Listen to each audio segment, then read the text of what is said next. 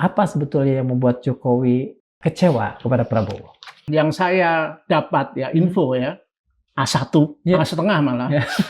Sebenarnya Prabowo sedang galau. Teriakan hidup Jokowi yang kontroversial itu adalah awal dari akhir cozy relation, hubungan yang nyaman, yang harmonis antara Prabowo dan Jokowi.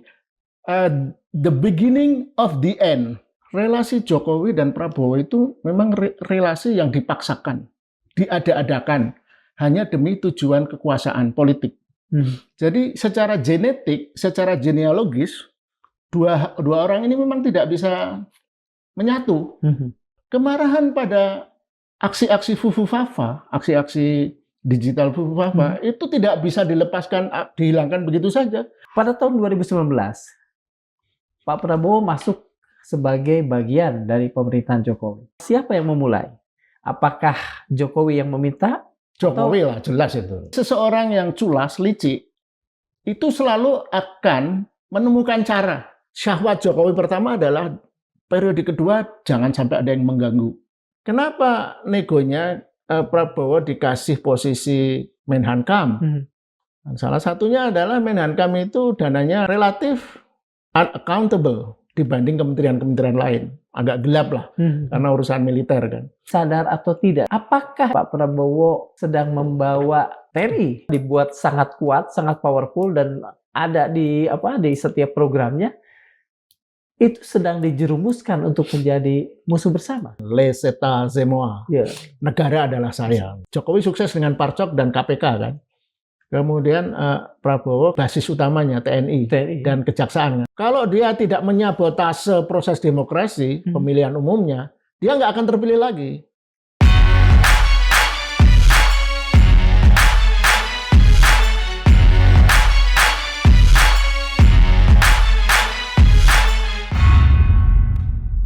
Bismillahirrahmanirrahim. Assalamualaikum warahmatullahi wabarakatuh. Sobat Madilog, konon ahli strategi perang dari Tiongkok, Sun Tzu, pernah mengatakan bahwa seluruh peperangan itu didasarkan pada tipu daya. 2500 tahun kemudian, hari-hari ini, kita menyaksikan bahwa peperangan tidak sekadar lagi hanya adu senjata. Tetapi dia sudah melibatkan adu narasi, adu persepsi, dan bahkan adu penguasaan ruang publik. Kini di hari-hari kita menjelang 2 tahun pemerintahan Prabowo Gibran, kita sebagai publik juga tengah dijejali dengan beragam isu. Mulai dari perpecahan yang konon tidak lagi bisa direkatkan antara Prabowo dengan Jokowi. Kemudian isu bahwa Gibran sedang kuat-kuatnya dipersiapkan untuk menjadi penerus dari kepemimpinan yang ada saat ini.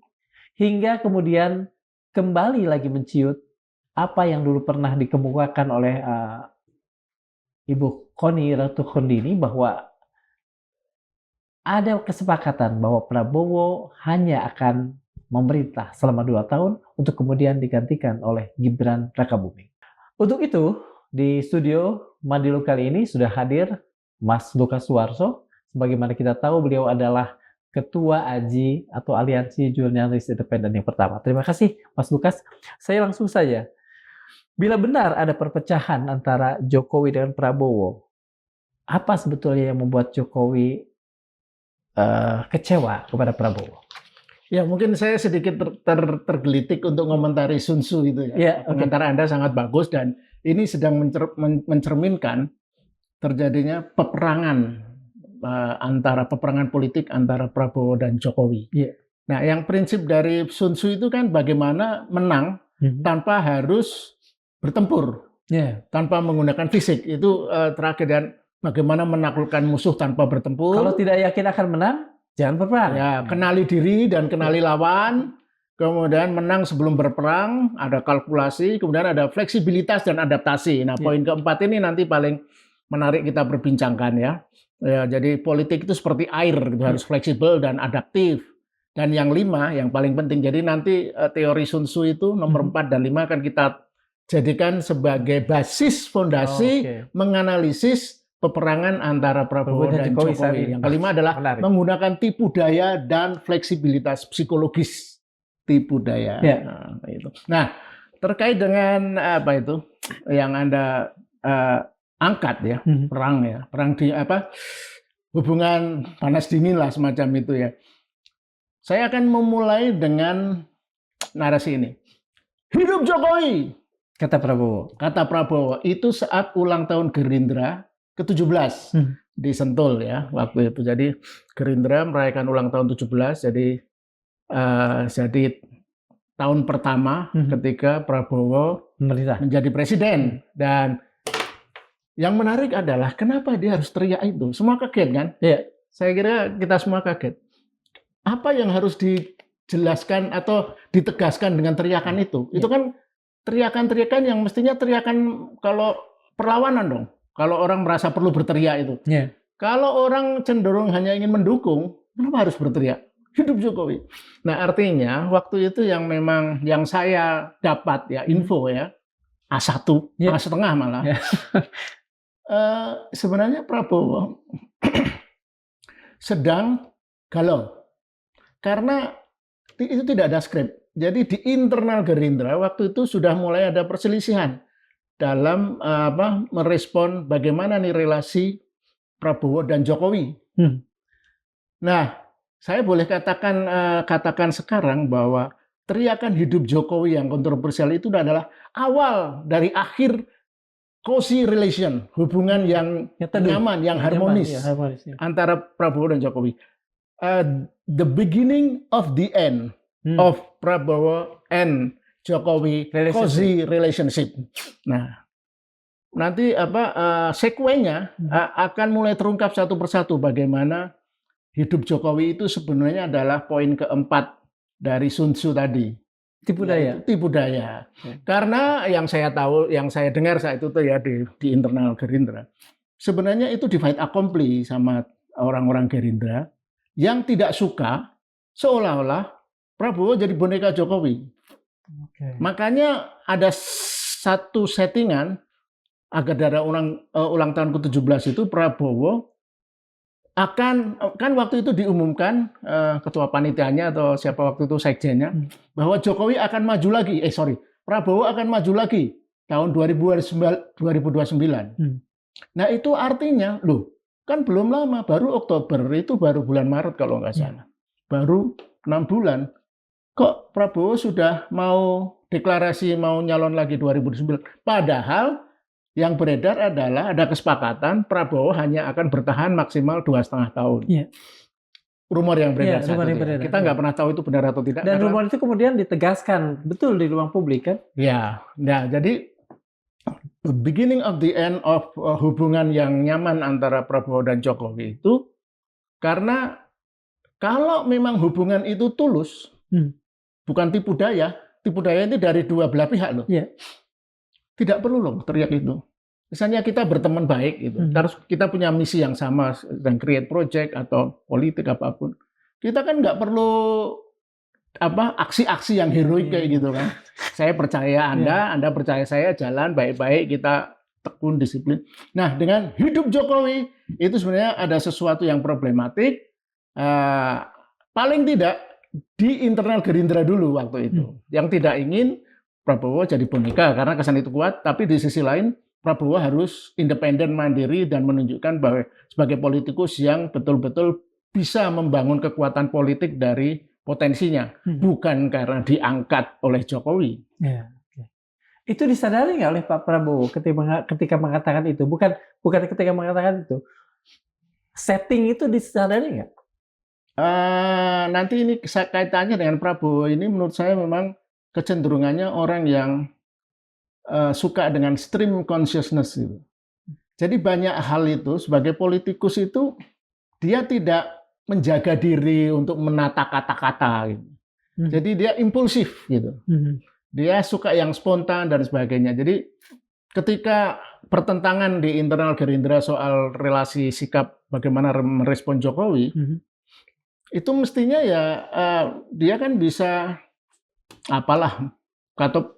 di sambutan pidato Sekjen Gerindra kalau nggak salah saat itu, kan dia bisa meralat dengan lebih elegan kan. Nah, karena spontanitas yang mungkin juga ketakutan juga saat itu kan, waktu itu Jokowi masih powerful lah. Iya. Dan Jokowi notabene adalah yang membuat Prabowo Jadi menjadi presiden. Nah, itu spontan untuk menutupi kekhawatiran, ketakutan bahwa Jokowi akan tersinggung dengan hidup Jokowi itu. Oke. Nah, pertanyaan saya tadi yang pertama adalah kapan sebetulnya dan apa yang membuat Jokowi kecewa dengan Prabowo sehingga kemudian mereka makin tidak akur? Kalau menurut saya gini ya, memang secara genetik, kalau kita minjam ungkapan biologi, istilah biologi, secara genetik atau istilah sosial genealogis, relasi Jokowi dan Prabowo itu memang relasi yang dipaksakan, diada-adakan, hanya demi tujuan kekuasaan politik. Jadi secara genetik, secara genealogis, dua orang ini memang tidak bisa menyatu. Dan mereka menyatu hanya karena strategi Sun Tzu itu, tipu daya aja. Dan kita mulai dari, kalau kita ngomong genetik ini, mulai dari kontroversi Fufu Fafa. Kita tahu Fufu Fafa itu siapa? Nggak pernah jelas ya. Tapi diasumsikan, dipersepsikan itu adalah Gibran. Waktu itu Gibran ingin membela bapaknya yang berseteru dengan Prabowo secara politik di kontestasi pemilu tahun 2014 dan 2019. Dia menciptakan Fufu Fafa itu untuk mengecek, mengolok-olok, merendahkan dan sebagainya dan sebagainya. Nah, itu kan secara sadar atau tidak itu diredam oleh Gerindra dan Prabowo sendiri, hinaan-hinaan itu. Tetapi itu kalau Anda mempelajari Sigmund Freud, apa-apa yang direpresi di bawah sadar itu akan muncul. Tidak dalam bentuk mimpi, dalam bentuk ucapan spontan, kemarahan, dan sebagainya. Nah, kemarahan pada aksi-aksi Fufu Fafa, aksi-aksi digital Fufu Fafa, itu tidak bisa dilepaskan, dihilangkan begitu saja. Meskipun seolah-olah tidak pernah diungkap sebenarnya. Sebenarnya kalau pemerintah sekarang ketika Prabowo jadi presiden, kalau dia tertarik betul ingin mengungkap siapa Fufu Fafa, itu mudah kan. Kalau Anda tahu IT, bisa dilacak itu semua. Tapi kan itu diredam, tidak dibuka. Tetapi hinaan-hinaannya tetap melekat. Wah, ini keluarga yang tidak bisa dipercaya. Keluarga yang punya memang niat syahwat kuasanya terlalu besar. Nah, setelah Fufu Fafa, tadi saya ceritakan yang hidup Jokowi kan. Episode pertama Fufu Fafa, kedua hidup Jokowi. Nah, kita fast forward yang saat ini perilaku Prabowo dengan kegemaran pidato, omon-omon, dan setiap kali pidato itu tidak pernah menimbulkan inspirasi bagi rakyat atau tidak pernah memberikan informasi yang menarik. Tetapi isinya adalah, kalau istilah saya boleh ditekankan, dia sedang mengalami diare kata-kata. Diare kata-kata. Jadi merumus itu. Jadi ya kayak orang diare. Tapi ini kata-kata. Jadi dia mengeluarkan kata-kata yang tidak bisa dikontrol. Itu kemudian menjadi sesuatu yang patologis. Kalau sekali dua kali pidato mengalami penyakit diare kata-kata, kita maklum lah. Tapi kalau setiap kali pidato sekarang selalu memunculkan istilah-istilah aneh, makian, umpatan, hardikan, yang umumnya ditujukan kepada rakyat, kepada kelompok-kelompok kritis. Itu kan tidak bisa disebut lain selain memang diare kata-kata. Apa yang bikin diare itu? Kalau diare kan ada basil misalnya, bakteri. Gitu. Nah, kalau ini diare kata-kata, apa yang menyebabkan? Ya karena ada virus yang mendominasi pemikiran Prabowo saat ini. Dia ini kan politikus yang mengalami banyak trauma. Kita ingatlah tahun 98. Prabowo berada di epicentrum gempa tektonik politik Indonesia. Dia harus ke mana? Yordan selama lebih dari setahun, dan kemudian dia membawa beban politik di punggungnya, bahwa dia dianggap, benar atau tidak kita nggak pernah sebenarnya tahu, bahwa dia dianggap ikut memicu kerusuhan 98 yang kemudian berantai dengan pemerkosaan warga Cina dan sebagainya. Yang belakangan kan Fadlizon sebagai kolonelnya yang paling loyal mencoba membantah itu semua. Dan sebetulnya majalah Tempo juga tidak menemukan itu. Kebetulan kan saya berada di angkatan pertama Tempo saat itu. Yang mana nih soal 19 perkosaan? ya perkosaannya, masalahnya. Ya, mungkin masal itu kan memang relatif ya. Kalau sudah lebih dari 4-5 mungkin ada lah. Tapi memang kan kejadiannya begitu Iya. sporadis dan mendadak ya. Jadi ya mungkin bukan massal dalam arti seperti pembantaian Pol Pot yang sampai ratusan ribu. Iya. Tapi kalau puluhan saya rasa iya betul. Kan banyak kesaksian dan aktivis perempuan sudah mendokumentasi itu. Oke, sekarang begini, kalau misalnya memang ada tipu daya, butir keempat dari yang tadi Mas Lukas katakan Sun Tzu itu ya. Pada tahun 2019, Pak Prabowo masuk sebagai bagian dari pemerintahan Jokowi. Ini menurut Mas siapa yang memulai? Apakah Jokowi yang meminta? Jokowi lah, jelas itu. Tapi itu mungkin dengan ini ya. Artinya yang sebetulnya memulai untuk melakukan tipu daya, apakah Prabowo dengan masuk dan terpetik menyelundup, atau Jokowi dengan menarik Pak Prabowo? Ya, yang dimaksudkan poin keempat, strategi perang Sun Tzu, fleksibilitas dan adaptasi, mengalir seperti air, itu kan sering memang tidak direncanakan. Jadi itu bersifat inherent pada diri seseorang. Jadi seseorang yang culas, licik, itu selalu akan menemukan cara, dalih, atau menemukan strategi-strategi. Seperti itu. Jadi ya artinya bahwa apakah Prabowo ingin menyusup gitu kan? Ya enggak juga kalau enggak ditawari Jokowi, mana bisa orang menyusup. Yang jelas yang syahwat Jokowi pertama adalah periode kedua jangan sampai ada yang mengganggu.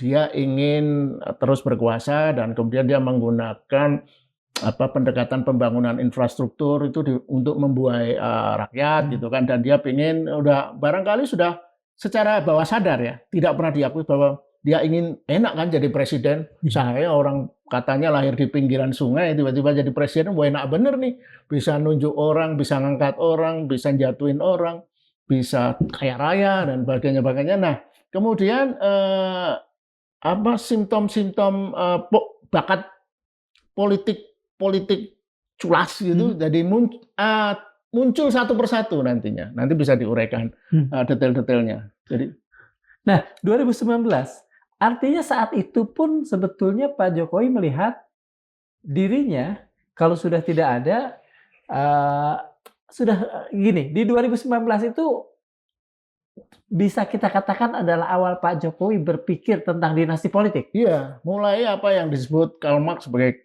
kecanduan kekuasaan. Karena kekuasaan itu enak banget memang. Itu kan saya pernah nyinggung, itu kan kayak Pak Playing God kan, bisa membuat orang emperan toko menjadi menjadi komisaris, dan orang jualan fotokopian ruko menjadi wakil menteri. Nah itu kan ada kepuasan lah, aprodisiak kan, yang begitu tuh bagi orang yang berkuasa. Nah, akhirnya fast forward peristiwa Lampung, acara jalan-jalan ke Lampung, Jokowi itu sudah punya delusi dirinya adalah baginda pemuka bangsa. Itu jadi, dan itu tentu Jokowi bukan orang pertama lah, kan banyak kasus lah. Dan kembali ke topik bahwa sejak awal secara genetik dan genealogis Prabowo itu tidak pernah bisa, chemistry-nya nggak cocok dengan Jokowi karena dua-duanya punya kepentingan kekuasaan. Jadi bukan prinsip-prinsip nilai kenegaraan yang mereka ingin ketika mereka bersama rekonsiliasi itu di MRT, itu bukan seperti Soekarno dan Hatta yang ingin membawa bangsa Indonesia ke gerbang kemerdekaan. Tapi mereka masing-masing, saya pengen terus berkuasa untuk Jokowi, Prabowo, saya ingin jadi presiden. Dua orang dengan dua agenda yang karena memaksa diri berrekonsiliasi. Nah waktu itu kan sebenarnya sekedar mengingatkan kenapa negonya Prabowo dikasih posisi Menhankam. Salah satunya adalah Menhankam itu dananya nomor 2 besar kan dari kementerian dan relatif unaccountable dibanding kementerian-kementerian lain. Agak gelap lah karena urusan militer kan. Nah itu sama-sama happy saat itu. Oke, sepakat. Nah, kemudian dari situlah masing-masing sudah punya agenda sendiri-sendiri sebenarnya. Tidak pernah ada punya untuk bersama-sama membangun Indonesia, membawa Indonesia ke gerbang kemerdekaan, mencerdaskan kehidupan bangsa dan sebagainya dan sebagainya. Nggak ada itu. Kalau Mas mendengar, sebetulnya apa namanya peristiwa apa yang pertama kali bisa kita jadikan satu titik tolak perpecahan di antara kedua orang ini? Ya perpecahannya ketika mulai menyusun kabinet saya rasa. Kita tahulah ceritanya, mau sedikit direview ulang ya. Jadi yang saya dengar saat itu Prabowo sudah punya set list of kabinet. Tapi kemudian dia dipanggil ke Solo. Tanggal 13 kalau saya nggak salah, 13 apa itu? Setelah dipanggil kemudian Oktober, ya? Jokowi punya semacam tunggu dulu nih, saya juga punya list nih. Jadi akhirnya kabinetnya membengkak nggak karuan jadi 100 menteri itu kan. Tapi polanya kan lihat bahwa permusuhan diam-diam itu sudah ada sejak pembentukan kabinet. Kemudian yang diangkat sebagai menteri kan mayoritas orangnya Jokowi kan. Kita bisa sebut nama-nama. Tapi kemudian Prabowo punya strategi, oke, menterinya orangnya Jokowi, tapi wakil menteri orang dia. Nah itu kan sudah saling intim, saling curigen, dan itu masing-masing tahu ini pasti pada punya agenda sendiri-sendiri dan ya begitulah yang terjadi. Jadi sebetulnya kapan Prabowo mulai berani melawan Jokowi? Karena kan pada titik itu, pada titik pembentukan kabinet, bisa kita katakan bahwa Prabowo belum berani untuk mengatakan tidak. Dengan membiarkan kabinet gemuk artinya tidak berani untuk mengatakan. Ya kalau dalam dunia profesionalisme wartawan misalnya, kan 3-6 bulan pertama kan periode magang, sedang berlatih. Ganto itu apa namanya? Ya pokoknya magang lah, belum. Karena tahu struktur kekuasaan kan masih belum sepenuhnya bisa lepas dari Jokowi kan. Apalagi Jokowi yang dengan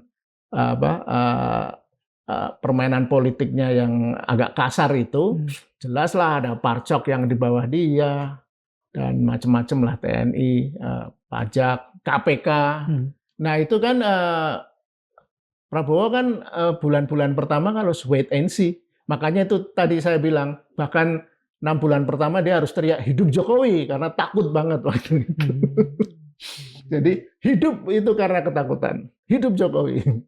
Mas, ini kan kemarin kita melihat ada banyak survei. Tetapi satu sama lain kadang-kadang isinya bertentangan. Yang satu menunjukkan tingkat penerimaan yang tinggi terhadap Pak Prabowo. Di sisi lain ada 1-2 survei yang menyatakan tingkat penurunan penerimaan yang jatuh dari publik. Ya, sebetulnya gimana Mas membaca? Kalau saya melihat ya, saya bukan seorang ahli survei ya, tapi saya melihat sebagai jurnalis ya. Di Indonesia ini tradisi survei kan belum lama ya, dan survei politik itu kan baru 2004. Yang munculnya LSI yang didirikan oleh Denny JL. Jadi saya belum melihat survei-survei itu secara serius. Ya itu sebagai salah satu indikator bolehlah. Jadi kan gini, kalau kita suka dengan survei terakhir SMRC, Saiful Mujani, karena Prabowo popularitasnya anjlok, kita juga nggak usah terlalu happy gitu. Karena sebaliknya kan ada lawannya SMRC kan, ada Denny J. Kodari yang agak kacau-kacau itulah survei-survei bayaran ya. Mereka kan sering membuat survei yang menguntungkan kekuasaan selalu. Kekuasaan popularitasnya 80% dan sebagainya. Nah, metodologi yang bisa diotak-atik di Indonesia itu satu hal, tapi yang kedua memang itu tradisi menjadi surveyor pollster yang independen itu belum kuat. Belum mengakar. Enggak seperti Amerika Gallup yang udah ratusan tahun gitu kan. Dan media-media di Amerika itu sudah terbukti independensinya. Nah, menurut saya kita nggak usah terlalu berlebihan sedih atau bangga gitu kalau ada hasil Dengan survei. apapun hasil survei. Ya, anggap aja. Apalagi kalau surveinya Denny JA, Kodari, siapa lagi tuh Burhan Muhtadi kayaknya juga mulai ini ya. Surveinya kok selalu menguntungkan kekuasaan. Intinya adalah yang kita lihat itu kan persepsi publik kan. Oke.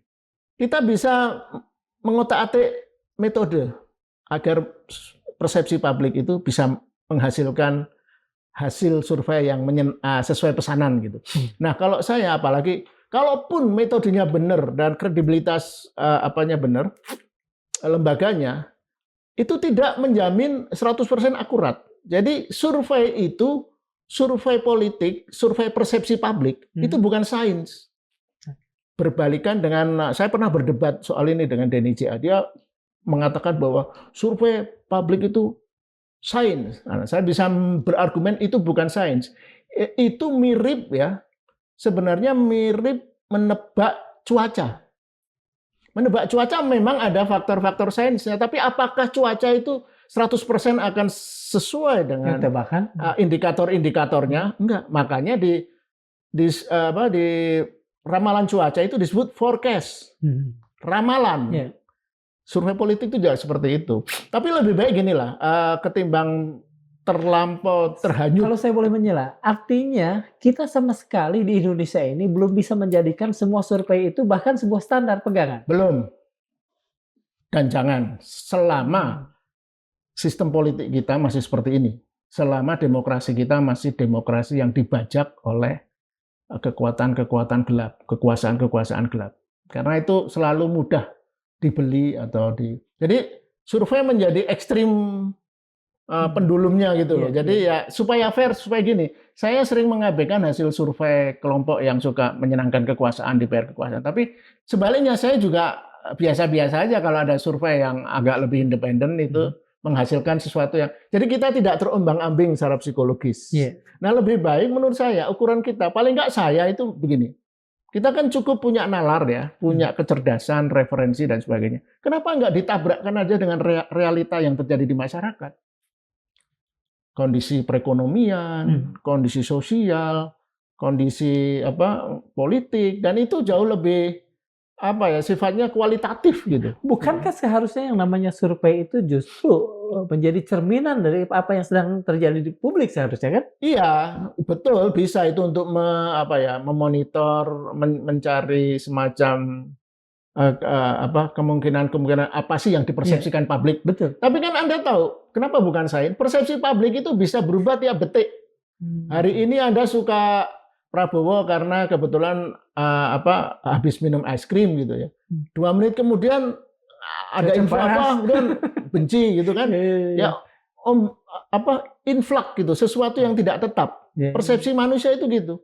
Itu bukan hanya kepada mereka yang secara politik tidak nalar ya, bahkan kita pun ya secara persepsi kan juga bisa berubah-berubah gitu. Jadi itulah yang kenapa tidak bisa disebut sains murni. Beda dengan fisika yang meneliti atom, yang jelas-jelas fix, atom tidak punya motivasi, atom tidak punya aspirasi. Nah, kalau manusia, hari ini Anda mengkritik Jokowi, tapi kalau 2 jam kemudian Jokowi nelpon Anda, ditawari ke Solo untuk hadir di tembok rapatan dan akan dikasih cuan, kan bisa berubah. Nah, artinya begitu, secara individu, survei publik itu kan persepsi individu-individu. Kalau persepsi individu itu misalnya korespondennya 2.000, ya memang berarti itu bisa mencerminkan lah, mewakili. Tapi tetap itu lagi lah. Anda perlu baca buku How to Lies with Statistics. Nah, itulah itu bagus banget supaya kita tidak menjadi dangkal dalam memahami. Saya tidak anti. Dan bahkan ada yang mengatakan gini kan, Disraeli mengatakan bahwa kebohongan itu kebohongan ada 3. Bohong besar dan statistik. Bohong berdebah dan statistik. Oke, Mas, begini. Anda tadi menyebut gaya berpidato dari Presiden Prabowo itu sebagai stream of consciousness. Ya. Apa alasan? Jadi stream of consciousness itu adalah arus kesadaran.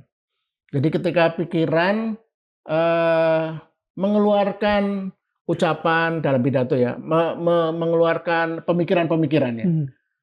Kalau dalam pidato itu spontan sifatnya. Jadi kesadaran muncul. Tapi kesadaran kan ada tiga strukturnya. Dua struktur, kesadaran dan bawah sadar. Id, ego, superego gitu kan. Nah, jadi Freud berarti.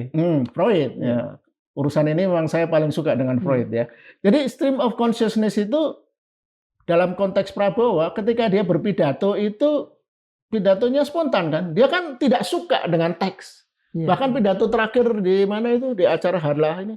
Ini saya sudah dituliskan teks oleh staf saya. Tapi Anda tahu kan, ngantuk kan kalau baca teks. Saya sendiri ngantuk kalau baca teks dia.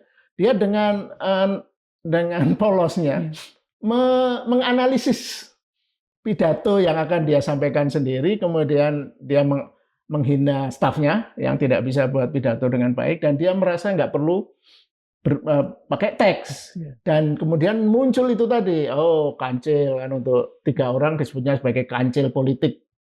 Bahlil, Dasko, dan satu lagi Muhaimin. Itu kan acaranya Muhaimin. Tapi kan ketika menyebut 3 orang itu kancil politik, dia tidak dengan rasa amarah, karena betapapun mereka anak buahnya. Tapi kemudian yang rame kan ketika dia menyebut Londo Ireng. Karena itu dia menghardik wartawan, intelektual, pengamat, dan rakyat secara umum yang kritis terhadap pemerintahannya. Nah, yang itu stream of consciousness-nya itu di situ. Dia tidak mengkurasi apa yang dia omongkan, dia tidak membatasi, tidak memilih ya. Dia hanya ingin mengungkapkan apa yang dirasakan, kejengkelan, kemarahan, kemuakan, dan dia lupa diri, dia presiden, dia bukan ketua paguyuban yang kalau presiden itu kan omongannya selain disiarkan TV, diliput media, itu juga akan dicatat oleh diplomat asing, investor. Dan itu akan menjadi rujukan. Dan kalau itu berkali-kali, stream of consciousness-nya itu mengungkapkan hal-hal yang bersifat hardikan, kecaman pada rakyat, dan menganggap rakyat yang kritis sama dia itu sebagai orang yang, udah kamu cari, kalau menganggap Indonesia curam, cari ke negeri lain. Kayak ngusir gitu kan. Cari ke Yordania. Nah, itu tadi rangkaian dari bagaimana dia sebagai politikus itu penuh dengan beban. Akhirnya muncul semua sekarang. Ketika dia berkuasa, dia ingin pidato itu sebagai sarana curhat. Apa yang dia rasakan selama berpolitik di Indonesia mulai 1998 itu. Karena 1998 itu sebenarnya kan tinggal selangkah lagi dia gantiin bapak mertuanya kan. Itu tertunda berapa tahun? 28 tahun akhirnya dia jadi presiden. Dan dia babak belur kan tahun 98. Nah, kita nggak tahu ini tahun 2026 dan selanjutnya. Dia juga babak belur dalam konteks yang berbeda. Babak belur karena omong-omongnya selalu dikecam publik karena ngaco. Di sisi lain juga dia was-was menghadapi pertempuran politik dengan terutama sekondannya ini. Jokowi kembali ke panas dingin perpecahan ini. Saya melihat bahwa Mas Lukas itu memandang seorang presiden yang terlalu impulsif berbahaya. Berbahaya lah. Presiden itu orang yang menjadi rujukan banyak orang, rakyat itu orang yang harus secara emosional stabil lah. Yang orang yang secara wisdom itu punya cukup referensi.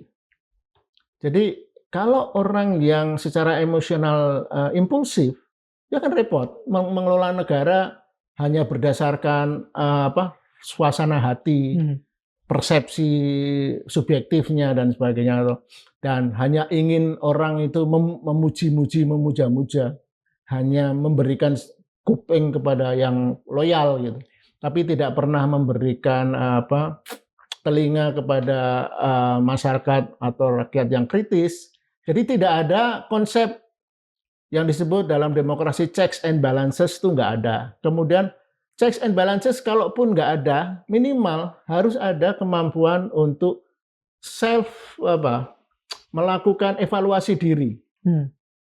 Nah itu yang tidak ada. Jadi kan kalau kita mau list deh satu persatu program-program pemerintahan Prabowo kan kacau semua sebenarnya. Sehingga salah satu menterinya yang tadinya aktivis harus menangis membela itu. Itu kan kalau program yang baik ngapain dibela sambil menangis? Cukup dengan argumentasi yang kuat.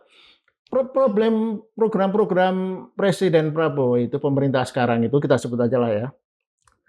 MBG, Koperasi Merah Putih, Sekolah Rakyat, yang terbaru Universitas Republik Indonesia, dan sebagainya itu selalu mengandaikan memang mulia gitu, memberi makan masa makan bergizi masa dipersoalkan, membuka koperasi untuk rakyat desa.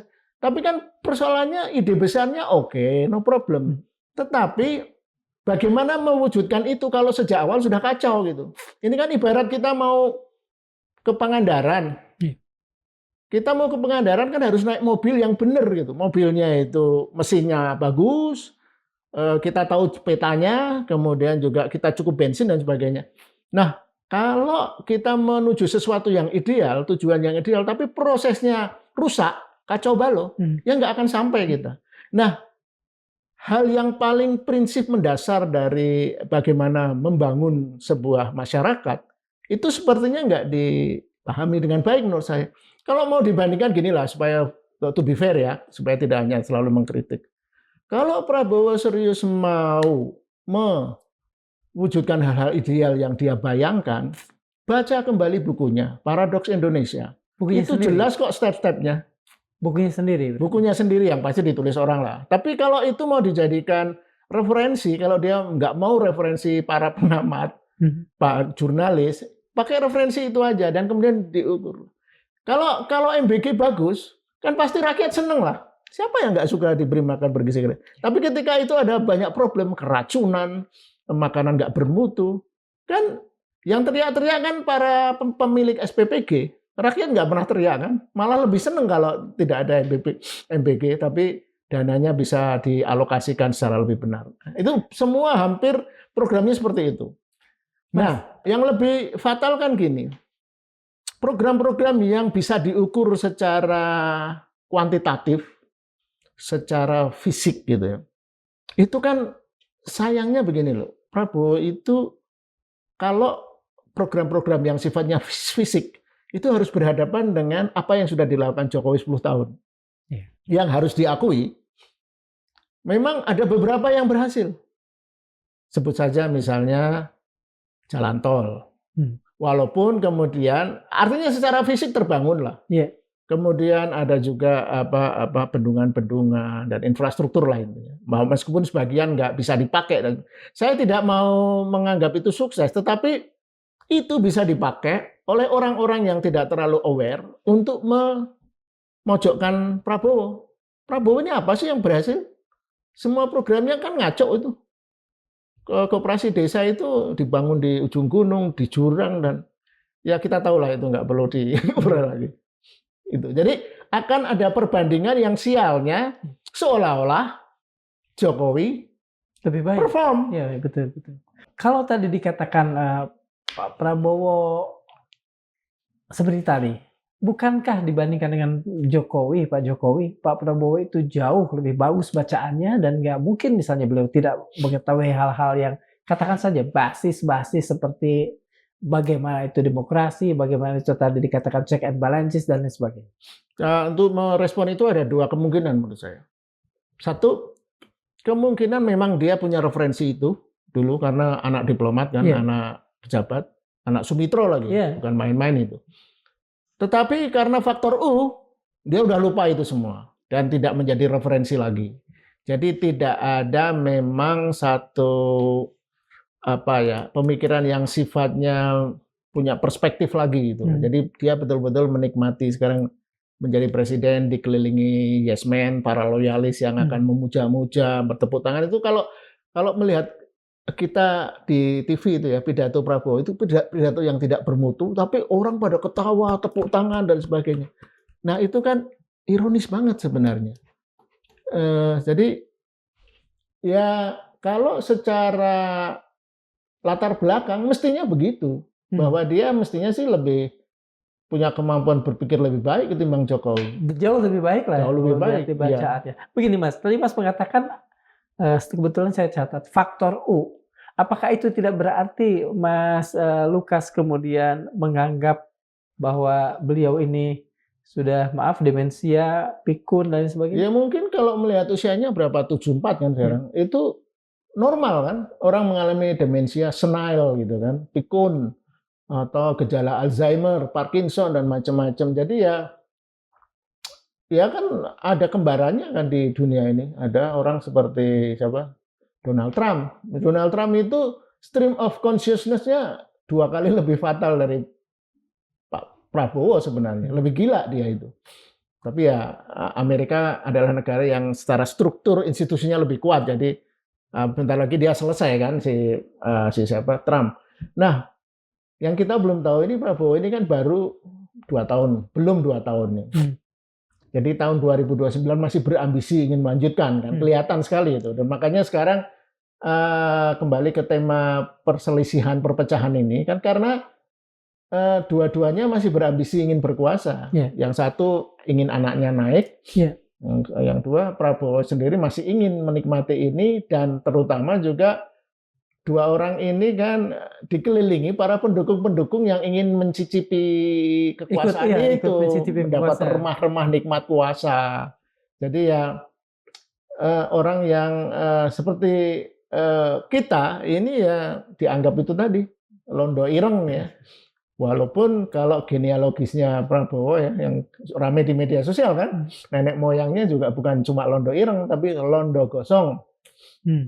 Ireng gosong itu lebih parah ketimbang ireng. Karena itu ceritanya ikut berkhianat menangkap Pangeran Diponegoro kan. Kalau kita kan cuma mengkritik londo ireng. Mas, gini. Prabowo saat ini memiliki legitimasi kuat karena beliau adalah seorang presiden. Pak Jokowi meskipun dulu kuat sebagai seorang mantan kan tentu banyak sekali hal-hal yang dulu beliau pegang sekarang mulai memudar gitu. Tetapi kira-kira kalau memang ada itu perjanjian 2 tahun itu, apakah misalnya kalau memang benar Pak Jokowi bisa menekan Pak Prabowo untuk mematuhi perjanjian itu atau justru sebetulnya benar apa yang kemudian dibantah bahwa tidak ada sama sekali perjanjian itu? Meskipun orang berkali-kali mengatakan di mana-mana bahwa ada sebetulnya. Ya, pertama janji politik itu kita ingat istilah dulu, janji Orde Baru. Janji politik itu adalah janji yang pasti tidak ditepati. Jadi tidak terlalu penting apakah ada atau perjanjian tidak bahwa Prabowo hanya akan 2 tahun dengan Jokowi itu ada atau tidak. Tapi karena itu satu tidak dibantah secara resmi atau tidak ada penjelasan formalnya atau kalaupun ada penjelasan itu tidak benar kan gitu aja kan. Anggap ya secara teori konspiratif itu memang benar ada karena begini loh. Informasi dalam dunia politik itu ya seringkali adalah campuran antara harapan, analisa dan pembocoran. Jadi kalau kita sedang ngobrolin politik dengan orang-orang yang memang hidupnya dari politik, itu kan mereka itu punya pretensi sok tahu gitu. Ingin orang yang paling merasa tahu. Nah, bocoran 2 tahun itu barangkali dibocorkan oleh orang-orang semacam itu. Gitu. Misalnya orang-orang di sekeliling Jokowi, tenang aja, ini sudah ada kesepakatan kok. 2 tahun aja. 2 tahun aja, aman kita akan lanjut, nah, gitu kan. Tapi sebaliknya di kalangan pendukung Prabowo juga mungkin ya udahlah diain aja dulu kalau ada kan nanti kan waktu berubah gitu kan janji politik kan janji yang tidak perlu ditepati kan sudah ada presidennya dulu Prabowo sama Megawati kan sudah ada perjanjian batu tulis 2009 itu iyalah jadi udah pasti janji politik itu janji tipu daya udah gitu lah. Nah tapi kembali kalau kita coba terlepas dari benar atau tidaknya kita bisa menganalisis secara faktual ya. Waktu itu kita tahu kan, waktu kampanye Prabowo kan dengklang tahu nggak? Pincang. Dan kelihatan sekali lelah gitu. Walaupun joget, mungkin karena joget-joget. Tapi kan jadi pada saat kampanye saat itu, ketika ada disodorkan oleh Jokowi, ya Pak untuk demi kesehatan yang 2 tahun, oh oke, ambil aja, kan selalu gitu kan dalam politik.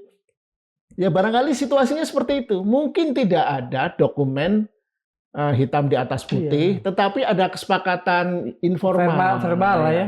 Ketika Jokowi, kalaupun ada perjanjian tertulis, ya kan tidak nanti kan bisa itu palsu. Iya betul. Jasa aja bisa dapat dipalsukan, apalagi cuma perjanjian kayak gitu. Jadi ya kita mengamini itu adalah benar tidaknya nggak penting, tapi itu ini dalam dunia intelektual itu ada istilah, apakah mungkin? Jika ada pertanyaan, mungkin nggak? Selalu jawabannya, iya mungkin. Nah, Mas begini, ada satu hal yang kita lihat seolah di copy paste oleh Pak Prabowo. Bisa begini, ketika berkuasa, Pak Jokowi itu sangat mendaya gunakan polisi. Dan karena kemudian polisi begitu powerful, kita lihatlah lone actor ya, power tend to corrupt gitu. Akhirnya polisi lama-lama menjadi, maaf, kurang enak, musuh bersama publik. Nah, sekarang Pak Prabowo yang didaya gunakan adalah TNI. Kejaksaan. Ya, kejaksaan, TNI gitu. Apakah ini sadar atau tidak sebetulnya Pak Prabowo sedang membawa institusi manapun yang begitu dibuat sangat kuat, sangat powerful dan ada di setiap programnya, itu sedang dijerumuskan untuk menjadi musuh bersama. Ya, dan itu tipikal dan sejarah terus berulang kan. Tipikal konsep yang di Perancis dulu menimbulkan revolusi Perancis kan, les états c'est moi. Negara adalah saya. Jadi institusi aparat hukum, institusi pemerintah, birokrasi dipakai hanya untuk mengekalkan kekuasaannya, untuk menyenangkan kekuasaannya. Dan Jokowi sudah sukses dengan Parcok. Ya. Nah, yang kelihatannya memang 2 tahun ini memang kelihatan lah Jokowi sukses dengan Parcok dan KPK kan. Kemudian Prabowo kayaknya akan basis utamanya TNI dan kejaksaan kan. Dia menggunakan kejaksaan untuk program-program atau program-program mulia untuk melawan oligarki gitu kan ya. Tapi kan belum lama teriak akan melibas oligarki, alat libasnya malah ketangkap telah melakukan korupsi si Febri. Ya. Jadi ironi program Prabowo kan itu MBG, kepala BGN-nya korup dan 2 wakilnya itu kan hampir semua kan, hampir semua programnya Agrinas yang dibangga-banggakan akan menjadi alat untuk mengembalikan sumber daya alam Indonesia dikuasai Indonesia. Kan sempat mundur juga waktu itu, tapi dan gagal lah, direksinya diganti semua. Dan ceritanya kayaknya tipikal semuanya seperti itu. Itu artinya karena kesalahan konsep negara adalah saya, les états c'est moi itu adalah tidak ada itu tadi, tidak menerima kontrol dari pihak luar. Jadi semuanya adalah persepsi dia gitu. Jadi tidak ada self awareness dan kemudian mau melakukan self evaluation. Itu yang terjadi. Apakah orang-orang di sekitarnya ya karena kan bagaimanapun kalau misalnya satu pemerintahan itu perform di 5 tahun pertama, publik akan mungkin untuk memilihnya kembali. Tapi kan kalau tidak, keinginan untuk melanjutkan perjalanan sebagai kekuasaan itu kan akan kandas karena tidak dipilih publik. Nah, itu prinsip demokrasi yang sacred itu, yang suci dari demokrasi. Kalau kamu perform bagus 5 periode pertama, kamu akan terpilih, itu pasti. Di negara seperti Amerika, Prancis, Eropa itu kan begitu. Tapi kalau di konsep negara adalah saya, dia tahu kalau dia tidak menyabotase proses demokrasi, pemilihan umumnya, dia nggak akan terpilih lagi. Karena dia tahu sebenarnya dia tidak disukai oleh rakyat, dan rakyat tidak akan memilih dia lagi. Maka dia menggunakan segala cara untuk memanipulasi suara rakyat ini. Ini sebuah prediksi dari Mas Lukas, bahwa di 2029 akan terjadi sesuatu yang manipulatif. Tentu. Anda tertarik memilih orang yang program-programnya minta ampun. nalar. Iya, iya, iya. Apalagi untuk orang-orang yang tidak berafiliasi dengan partainya. Oke lah kalau partai Gerindra semuanya pejah gesang derek Pak Prabowo. Prabowo atau PSI Iya. pejah gesang derek Mbah Jokowi. Tapi kan berapa banyak sih mereka? Ya kan? Dan selalu kan ekstrim-ekstrim pendukung itu kan jumlahnya tidak banyak.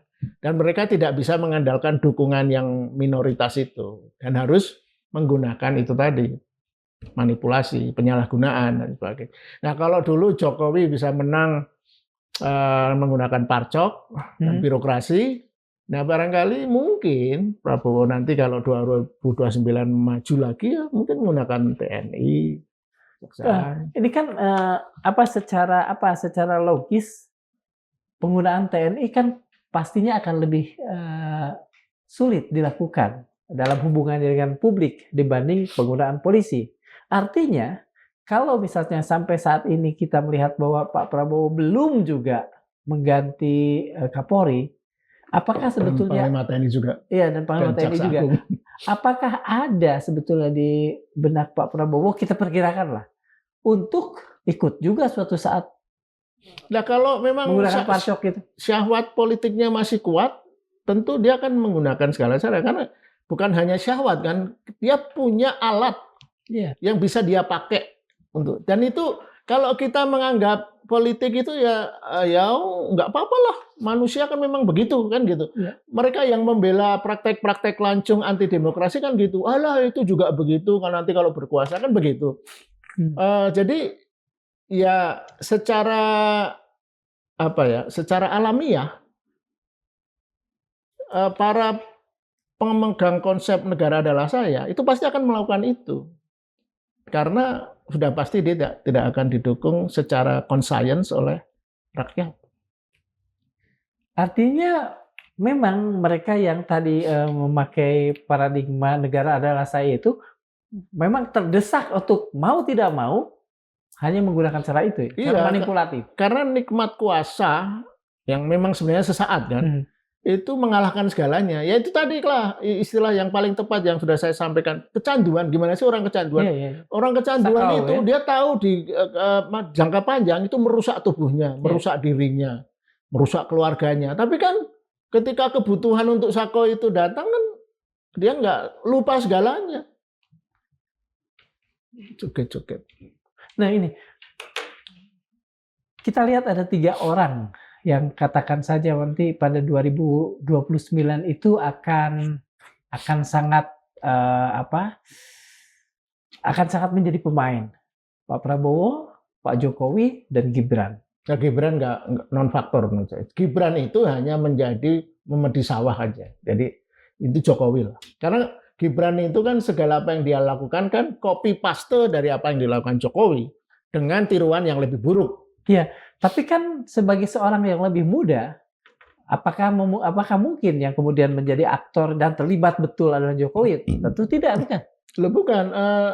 Gibran itu hanya proksinya Jokowi. Iya, proksinya Jokowi. Karena Gibran sebagai personal, sebagai individu, tidak punya nilai tambah apapun. Dia tidak punya cukup kecerdasan untuk membuat orang itu kalau ngomong dengan dia, oh benar juga ya. Atau dia punya cukup karisma ya. Bukan berarti gini, bukan masalah mudanya. Banyak orang muda kayak wali kota New York itu lebih muda dari Johran ya. Ya, itu kan pidatonya, keputusannya, kebijakannya membuat orang tertarik gitu dan tertarik untuk milih dia gitu.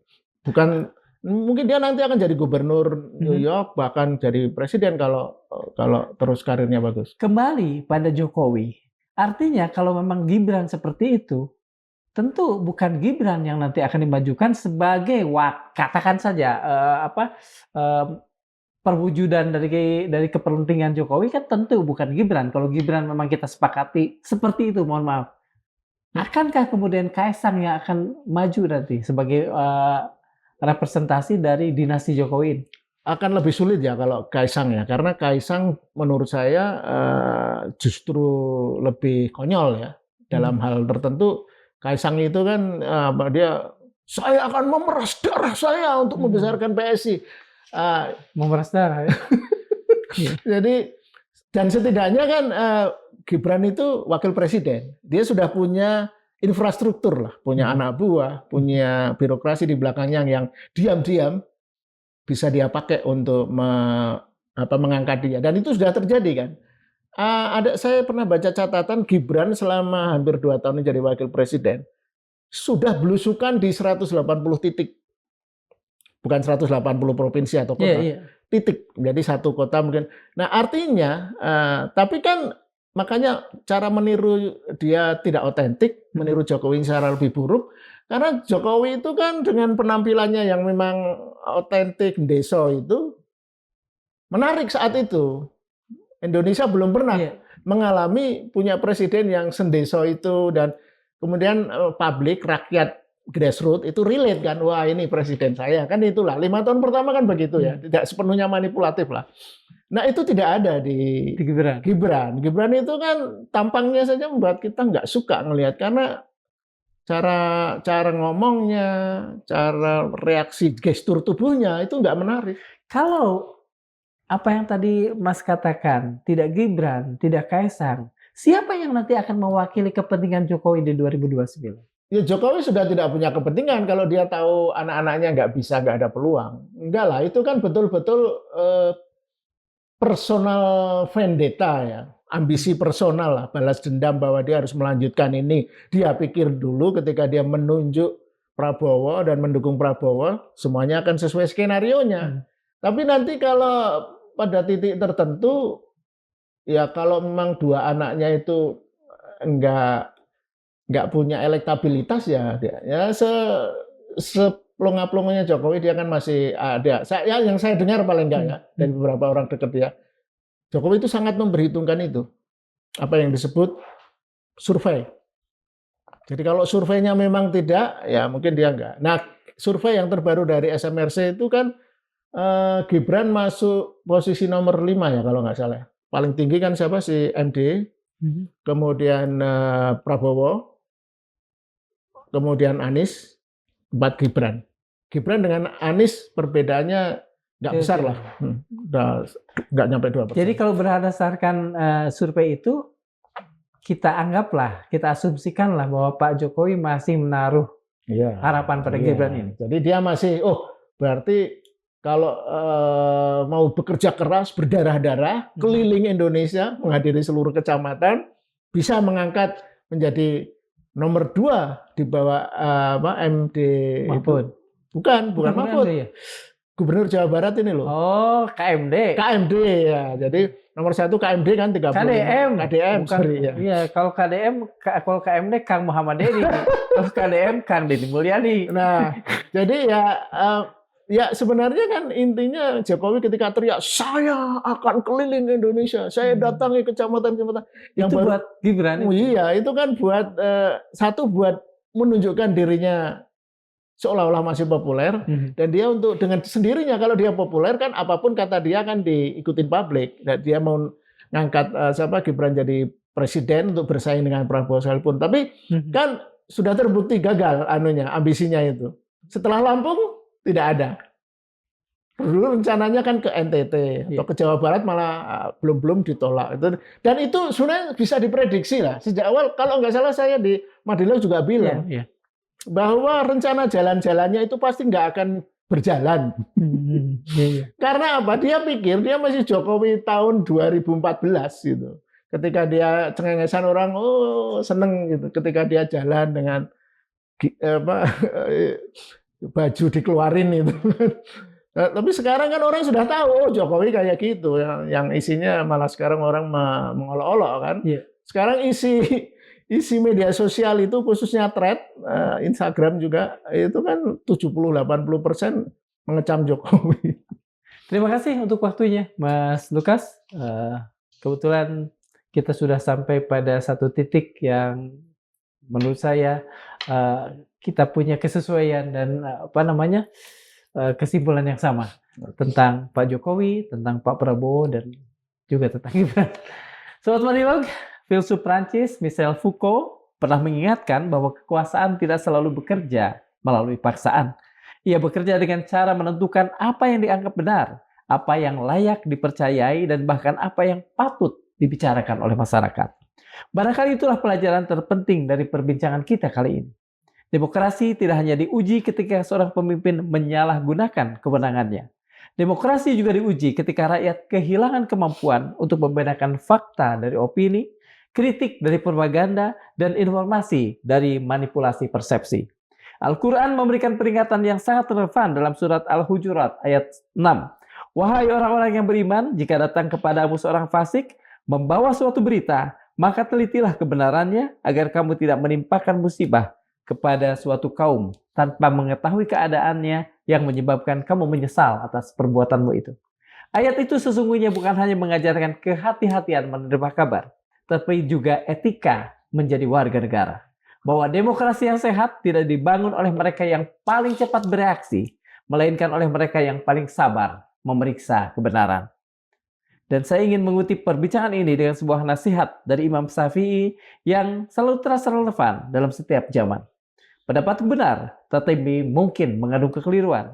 Pendapat orang lain keliru, tapi mungkin membawa kebenaran. Terima kasih sudah memirsa. Assalamualaikum warahmatullahi wabarakatuh. Terima kasih, Mas.